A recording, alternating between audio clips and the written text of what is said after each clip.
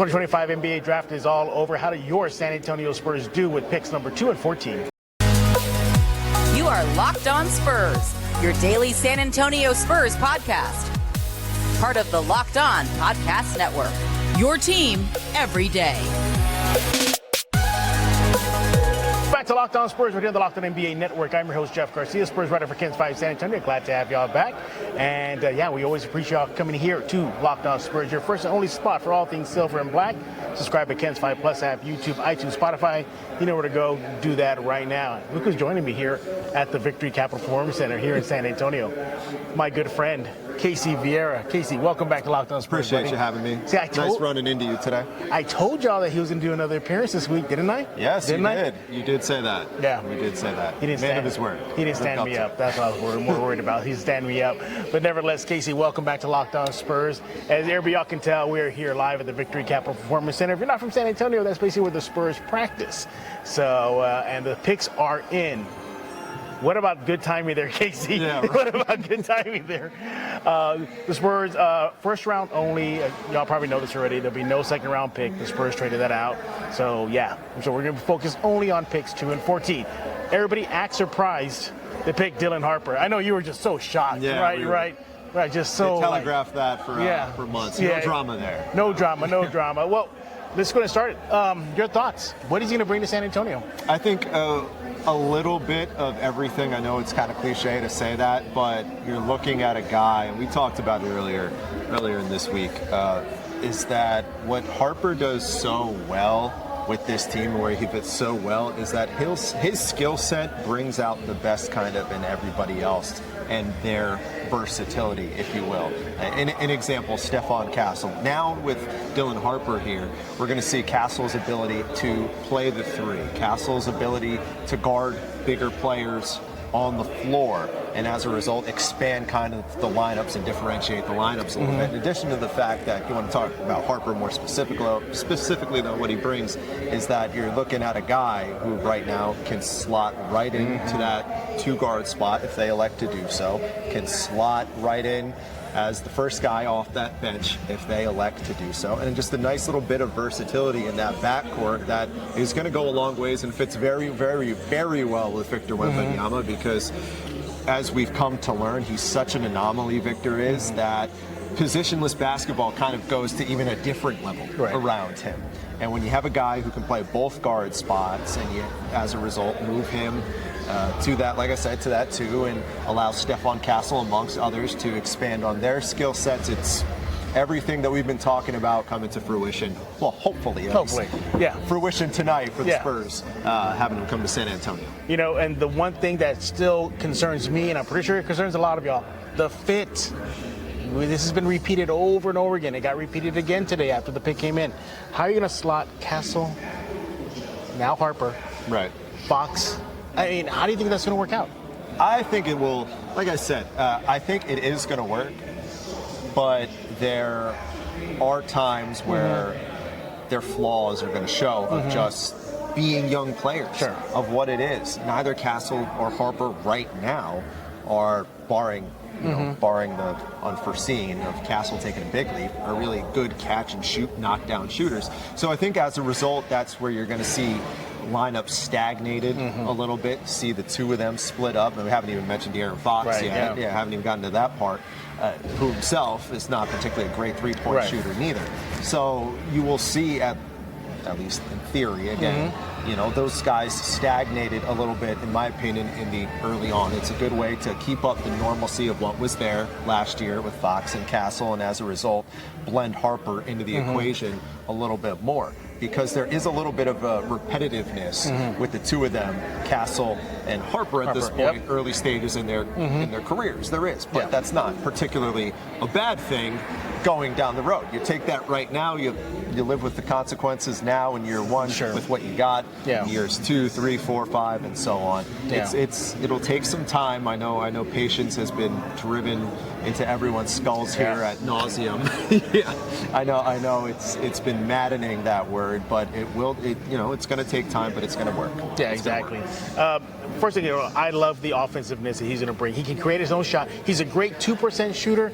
70% shooter, he's okay. He's not the greatest, but I think that will come in time. But talk about a guy that can open some space for Victor to operate, create his own shot, get defenses on their heels. I think he's going to fit fine. Dare I say, Casey, maybe a starter towards the end of the season? I think so. Yeah, I think so. Yeah. I think that a lot of this will come down to comfort. I think a lot of this will come down, which I do think Harper has plenty of. Sure. Confidence has been a strong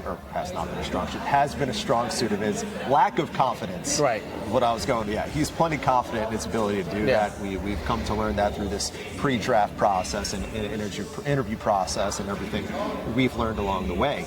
I am confident right now with the way things are structured, set up. It's a good foundation right now, or maybe not foundation, kind of a, I guess, blueprint maybe is a better word, right, to kind of work with here of how they get Harper into the equation, how they can take that next step with him, not only in however many games quarter into the season, but midway through the season, and I think by the end of the season, depending where they are in the standings, despite where or depending on where the season turns for better or for worse. Long story short, I think Harper will be a starter at some point in the season. I have no doubt that they're going to figure this out. You're gonna see a little pitfalls along the way, but it'll sort itself out. What's going to be really interesting, Casey, though, if he does become a starter, who does he displace? Would it be Barnes? Would it be Vassell? Could it be that? That's something I'm keeping an eye on, because I think he has that potential to push the coaching staff to this. Maybe second guessing, like, wait a minute. Somebody will say. Yeah. Wait a minute here. We got something here. Yeah. He's got to be out there. Kind of like we saw last year with Kessel. Fans were screaming it. What are you doing, Spurs? Put him out there. Right. It makes sense. Yeah. I think you're going to see that with Harper. And I think that's kind of the inevitable. Yeah. I mean, that's the inevitable. And I know they if we're saying that and we're seeing that, the people on the other side of these curtains. Yep. right they're seeing that for sure. They're seeing that too. Yeah. And they're saying the same things too. They're going to come to a little bit of an impasse when that hits. Yeah. Again, that's not a bad problem to have. You work around it. It's the number 2 pick in the draft. A guy who's a foundational piece.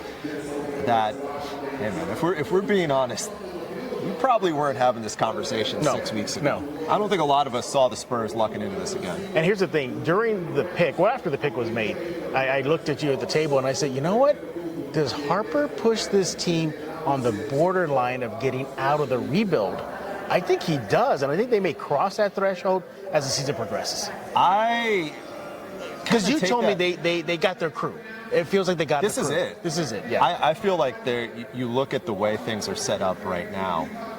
Everyone always talks about the big trade, the big move, things like that. That's always just the fun, sexy thought to talk about. But what is there really for the Spurs to do? Right. That's left. Exactly. That's kind of for the big man, but I think that'll be addressed later. But dramatic side. Yeah, no. This is it. This is your team that you're going to be working with going into this year, Absolutely. going into next year, going forward. Like, this is it. The only other, I guess, hypothetical now that the KD thing is passed was Giannis. But that's probably not happening either. Yeah. So this is what you're going with. This is what you're rocking with. It's a good thing to be rocking with. The Spurs are in a good spot for sure. Absolutely. All right. So those are our thoughts about Harper. Shocker, everybody, I know. Ooh. But let's hear what Brian Wright had to say after the pick was in. I think I've said this over the years that, like, positions in this day and age don't matter as much. We just saw playoffs where the team that won had a 6'5" wing that guarded the center, right? And you start to put offensive skill sets together and having multiple ball handlers, multiple people that can create, multiple people that can put pressure on the rim and make life easier for other players on the floor. I think that's an advantage, and I think we can do that for all 48 minutes. And so I'm not as concerned about positional overlap and trying to find skills and people that can put us in advantage situations and be able to play off that, and he can definitely do that. He's got a rare confidence with humility. He's a very down-to-earth, simple kid. Loves basketball, and after spending time with him throughout the process, you can tell that he knows he's a good basketball player, but he wants to be part of a group. He wants to be part of a team. He's willing to sacrifice. He's willing to work for it. and the more we spent time with them, the more we felt confident in that. And again, you talk to a lot of people around the kids, these young men, to try to get an understanding of who they are and, what they're about. And he really confirmed that for us when we spent time with them. There's nothing like stepping into your own outdoor space and feeling like you escaped on a personal oasis. If you're wanting to update your patio this season, Wayfair has made it easy to turn it into a space that feels like you're as comfortable, stylish, and ready for summer. Wayfair has everything you need to level up to your outdoor space. Conversation sets, outdoor bars, fire pits, hot tubs, gazebos, and yes, even the perfect string of lights to set the vibe. It's like having your backyard have that resort feel without the resort price tag. They got it all. They got new dining, outdoor dining sets. They got modern lounge chairs. They got it all. They completely transform your patio. Delivery is going to be fast, free, and totally hassle-free, even with larger items. So whether you're hosting friends or just unwinding with a book, it'll genuinely feel like your own private retreat. Don't wait. Make your outdoor space your dream oasis today with Wayfair and enjoy it all summer long. Head to wayfair.com right now to shop a huge outdoor selection. That's WAYFAIR.com. Wayfair, every style, every home. And we're back right here on Locked On Spurs, joined by Casey Viera. Make sure to follow him on X at Casey_Viera. Do that right now. We are at the Victory Performance Capital Center, basically where the Spurs practice if you're not from San Antonio. Talking about the Spurs picks. Number 2, Harper, surprise. And number 14, this is where things got interesting, because they go with Carter Bryant. Very, very good guy to have sit on the board. The Spurs did the right thing, got him. He is now a San Antonio Spur. Small forward out of Arizona. I'm paying attention, but I'm bringing up the intangibles. Yeah, we got to get the intangibles. We weren't ready for this. We all thought that they were going to trade the pick. Well, I also want to make sure I get the intangibles right. Correct. Because it's a lot of interesting numbers here. Yeah. So I want to make sure I have them. But before we dive into Carter, were you surprised that they kept 14? No, only because I think that once the Durant thing went off the table, Jaylen Brown seemed like a pipe dream that was going to happen. The Porzingis thing, I think the Spurs would have gotten out of it without having to give up 14 anyways. No, so I think I wasn't surprised to see them keep it going into today. You have this conversation with me a week ago. Probably not. Probably not. I'm leaning towards no, that they're not going to make the selection. But when the day started, and you knew that obviously Durant wasn't happening, and all those names before, and all that stuff from the outside wasn't happening, I was not surprised that they kept it. No. What I was surprised though, Casey, was that they went with a small forward and not a big. There were several quality bigs, at least according to scouting reports. Asa Noel, to name one. I think Blake Sorber, I believe, was still on the board too. But they go with a small forward. Let's talk about Carter Bryant now. Right. One thing that you kind of jumped on immediately was where the minutes going to come from. Right. Yeah. Talk about that. Well, it's a project player. Yeah. 19 years old, project player, putting up 6.5. The numbers, if you're a numbers guy, the numbers don't stick out to you because they're not particularly great. It's a guy who played 19 minutes a night for the Wildcats, Arizona. 6.5 points, 4.5 rebounds. If you're a numbers guy who's enamored by the stats, that's not what it is. But you like the three-point shooting percentage. Oh, yeah, you do. He's efficient. 37% from three. 46% from the field. That's good. That's really good in a short amount of time for a 19-year-old kid. The big thing that a lot of people found so attractive about Carter Bryant, though, is the fact that he has a lot of the intangibles to become a really, really good two-way player in this league. OG Anunoby was the name that was getting thrown out a lot. They said it on the broadcast. They said it here, too. And it's understandably so, because I don't have OG's metrics in front of me, but you look at the way OG is built. So the reach is an 8'10" reach standing. The wingspan for a 6'8" guy is almost 7 foot. It's 6'11" and 3/4. Yeah. 39.5 inch vertical. Pretty good. You take it. Yeah. So there are a lot of positive. He's an Arizona Wildcat, so you know Sean Elliott's not going to be happy about. He's going to be happy. Excuse me, Sean Elliott will be happy about that. I think Carter Bryant, the minutes are not going to be there this year. No, they're not. I don't think so. I don't think for so. all those things that you just said. They're not going to be there. But down the road, when Harrison Barnes leaves, when the Spurs have to consolidate their assets a little bit, and some of those familiar faces that we've gotten to know are no longer here anymore. There's someone here in waiting, and that's going to be Carter Bryant. Yeah. I mean, there's no way, like you mentioned, Harrison Barnes, he's not going to leap him in the rotation. No. Not even to sell, not even Keldon. So, minutes will be sparse for him. Sohan as well, so you'll likely see him maybe spend some time in Austin and ride the bench. He'll only get his minutes, if it's a blowout game or injuries, not the way it doesn't happen. But nevertheless, what I like about him is he's 3-and-D. It's exactly what the Spurs need. It's exactly what the Spurs need. They need a three-point shooter. You highlighted the numbers, and they need to play defense. Because we saw sometime last season and the years before, defense hasn't really been a thing for San Antonio. Well, running the guys off the perimeter too. Yeah, that's been a real issue, even with Victor. The transition defense. How many times have we watched this team and then you miss the three, you get them off on a 3-on-2 the other direction, and it leads to an uncontested triple. Right. They've had a hard time in that situation. And I wish I had that numbers, because I feel like the numbers would speak to it so much as well, to the eye test of any stat, because it's a flaw that they've had the past more than 2 years. It's been a while. They've had an issue running guys with this constructed roster, running guys off the 3-point line and making threes as it is.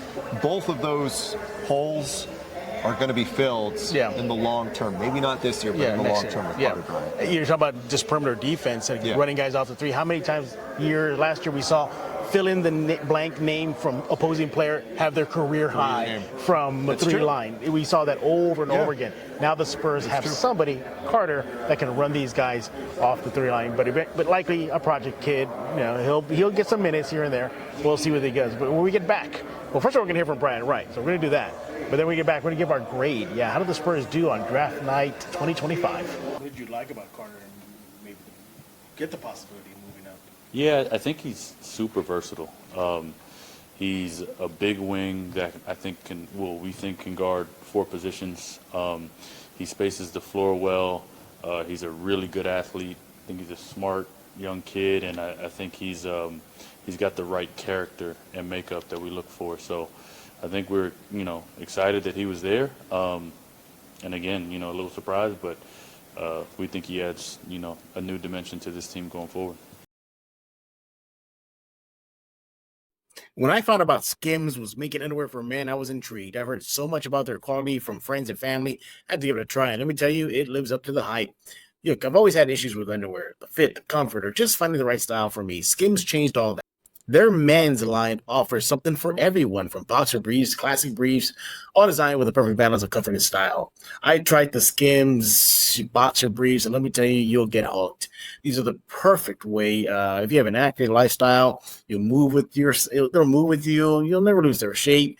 They stay in place all day. They're exactly what you're looking for. So whether you're working out or just running errands, they're the most comfortable and reliable underwear you'll ever own. Plus, the lightweight material feels amazing, almost like you're wearing nothing at all. Shop Skims Men at skims.com.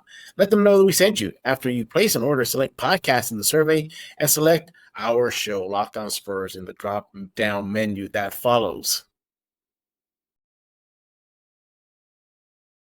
And we're back right here on Locked On Spurs, joined by Casey Viera. Make sure to follow him on X at Casey_Viera and subscribe to Locked On Spurs wherever you get your favorite podcast.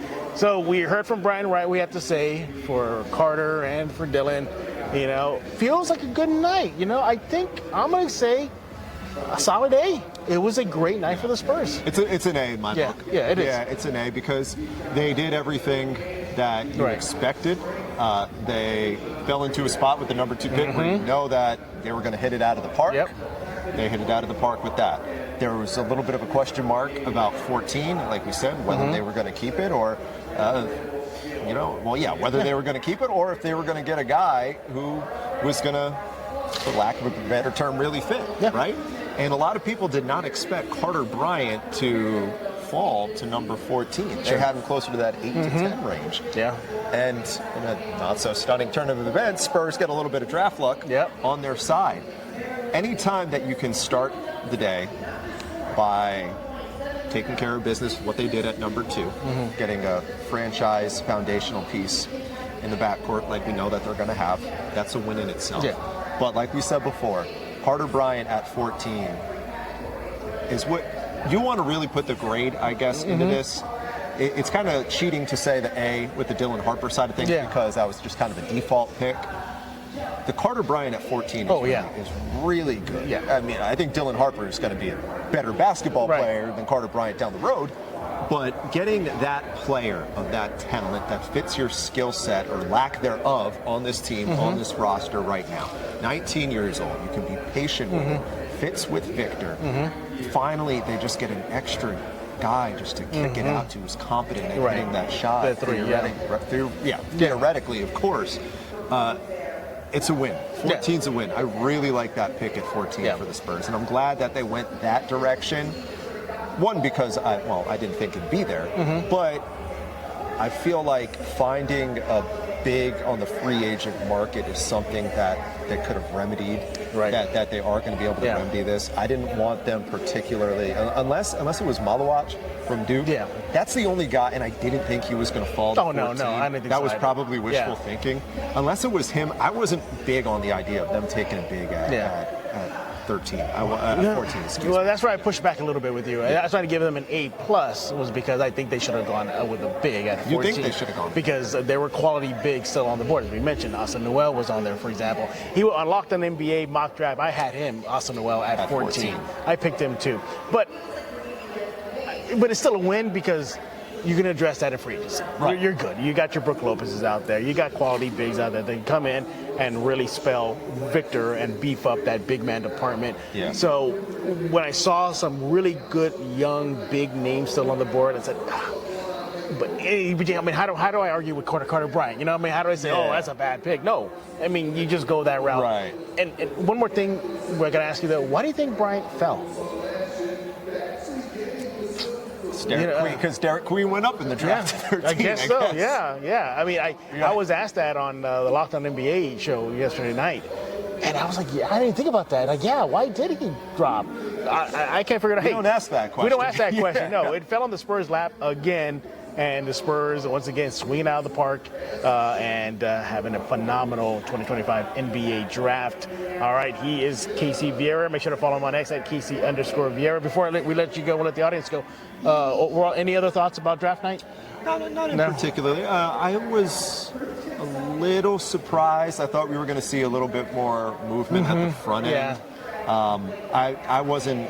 I'm not one of these guys who are firmly of the belief that the Celtics were just going to hit the full-on implode button. Fire sale. Derek White somewhere, or Jaylen Brown. I thought that was going to stick pretty much as was. I was anticipating maybe a little bit more movement inside the top 10. But no. Largely, for the most part, it was kind of a smooth, easy draft, first round. So for me, final thoughts are just, I mean, what more can you say? Spurs check the boxes. Okay, what do we need? Harper, yep, sure. Go best available. 3-and-D guy, check. Yeah, rock and roll. So I think the Spurs did awesome. Those are my final thoughts. But you had a good. That's a good point that you bring up because as media, as fans, we look at draft day and it's obviously fun. But so many times we pin these guys as, there's a sleeper here. If we can get him at 14, get him there at 14, I think he can really be a sleeper. Things like that. Sometimes it's good to be safe. It's good to be safe and fill just fill the voids with something as basic as what it is. Don't get too crazy outside the box, especially with a pick 14 like that.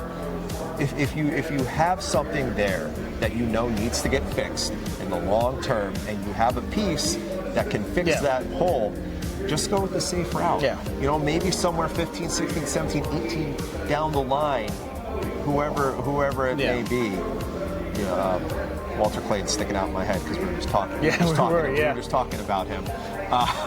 Maybe he has a better career down the road than Carter Bryant or something like that, But for where the Spurs are at right now, I don't think that's a pick that they needed to, take a chance on, so to speak. I would rather have them. They played it safe. They did. Considering they had number 2, and we know that's probably going to be pretty safe. I was okay with them. Going the safe route. We didn't need another reach with Josh Primo. Remember that draft? That's not playing it safe. I'm talking about draft night only. All right, everybody, get your mind out of there. All right, draft night surprises. That was the last one I could think of. Josh Primo.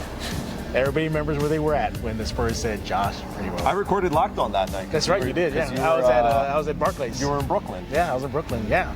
And on that note, Man, he went one over Şengün. yeah, he did. But everything happens for a you got the reason. fans all riled up I know. now. Everything happens for a reason because of Şengün's here. I'm having dreams already of Yeah. Wemby and Şengün together. If in the Şengün's, paint. well, no, that's the point that I'm making. If Şengün was here, Wemby would. Oh, that's right. Yes, Yeah. you're right. Yes, absolutely. Wemby would be He'd be a rocket, maybe, in Houston. or a Hornet. You love these multiverse questions. You love them. You know, He took just the notes. butter- He wrote notes one time for an episode. It's just the butterfly effect. It Yeah. goes to show you just how fragile the NBA is. Yeah. One little Yeah. minuscule move changes everything. Absolutely. It really does. It really does. Once again, he is Casey Viera. Make sure to follow him on X at Casey_Viera. And let him know what you think about his takes with the Spurs number 2, 14. You got Harper, you got Bryant. What do you think about our takes? Let us know. Again, at Casey_Viera on X. Follow me on X at Jeff G Spurs Zone. And while you're at it, go subscribe to Locked On Spurs over on the YouTube page, as well as Ken's Find Plus app, iTunes, Spotify. You know what to do. We'll be back tomorrow, still talking about the aftermath of the Spurs at the 2025 NBA Draft. So I'm looking forward to that. See, just if anything happens between now and then. Only not our luck, Casey, something traded or something right we recorded this. But nevertheless, I got to make sure. make sure this is something. actually the actual- There we go. He found the wood there. All right. There you go. All right. And so we appreciate y'all being the everydayers. Come back again every single day to Locked On Spurs, your first and only spot for all things San Antonio Spurs. So for Casey Viera, I am Jeff Garcia. We're going to put a lock in the Victory Capital Performance Center this episode of Locked On Spurs.